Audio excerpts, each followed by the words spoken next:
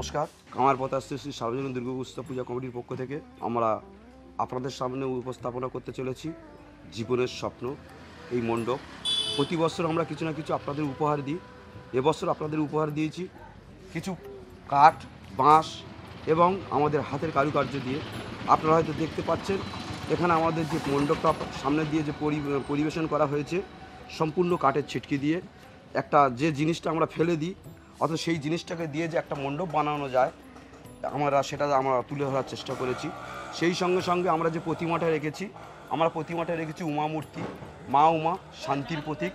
সেই আমাদের এই বিশ্বভুবনে আজকের আমরা যারা আছি হিন্দু সমাজ, এই হিন্দু সমাজে আমরা শান্তির বার্তা নিয়ে আসতে চলেছি আমাদের কামারপোতা শ্রী সার্বজনীন দুর্গোৎসব পূজা কমিটির পক্ষ থেকে।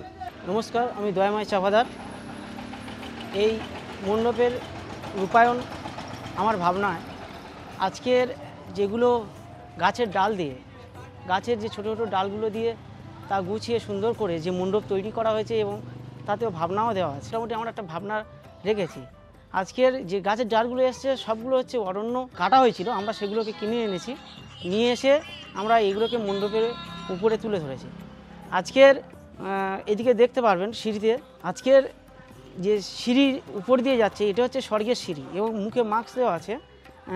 যে প্রত্যেকটা বয়স আছে, কম বয়স আছে, মহিলা আছে, সমস্ত মানে বাচ্চাও রয়েছে, প্রত্যেকে সব কিছু এই অক্সিজেন লেভেল যে কমে যাচ্ছে। আজকের ভারতবর্ষের জলটা বিক্রি হতো না, জলটাও বিক্রি হচ্ছে, একদিন অক্সিজেনের সিলিন্ডারও বিক্রি হয়।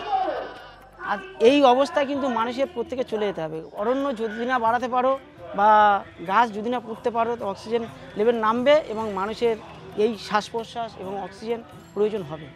আজকের এখানে সেই চিন্তাধারা তুলে ধরেছি। আসুন এই সুন্দর দৃশ্য এবং মানুষের ভিতরে চিন্তাভাবনাকে এগিয়ে নিয়ে যান, গাছ লাগান, প্রাণ বাঁচান। এটা নিয়ে আমি এই মণ্ডপে আসার জন্য সবাইকে এই কামারপোতাতে আসার জন্য অনুরোধ করছি।